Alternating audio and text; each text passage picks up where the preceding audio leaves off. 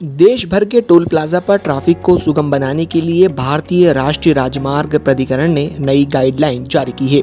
देश भर में टोल नाकों पर गाड़ियों के लिए इंतजार का समय कम करने को लेकर टोल प्लाजों के लिए नए दिशा निर्देश जारी किए गए हैं।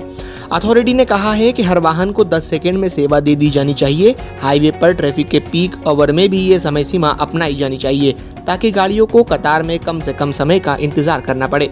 नई गाइडलाइन में ये भी शर्त है कि अगर गाड़ियों की कतार 100 मीटर से ज्यादा हो जाती है तो आगे की गाड़ियों से बिना टोल लिए उन्हें जाने देना होगा, तब तक जब तक कतार 100 मीटर के भीतर नहीं आ जाती। NHIA ने बुधवार को एक बयान में कहा है कि दिशा निर्देशों में टोल प्लाजा पर वाहनों की 100 मीटर से अधिक कतार नहीं लगने को लेकर यातायात के सुचारू प्रभाव को भी सुनिश्चित किया जाएगा।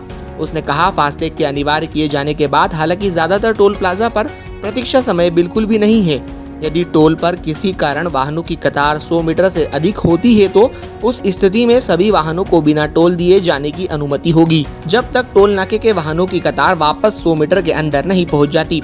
NHI ने यह भी कहा कि सभी टोल नाकों पर 100 मीटर की दूरी का पता लगाने के लिए पीले रंग से एक लकीर बनाई जाएगी। ये कदम टोल प्लाजा ऑपरेटर में जवाबदेही की एक और भावना पैदा करने के लिए है।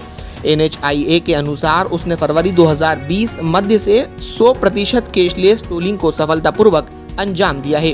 NHAI के टोल नाकों पर फास्टैग की उपलब्धता कुल मिलाकर 96% और इनमें से कईयों में तो 99% पहुंच गई है। NHI ने यह भी कहा कि देश में इलेक्ट्रॉनिक माध्यम से बढ़ते टोल संग्रह को ध्यान में रखते हुए अगले 10 वर्षों के दौरान यातायात के अनुमान को ध्यान में रखते हुए टोल प्लाजों के आकार और निर्माण पर जोर दिया जाएगा ताकि टोल संग्रह प्रणाली को कुशल बनाया जा सके।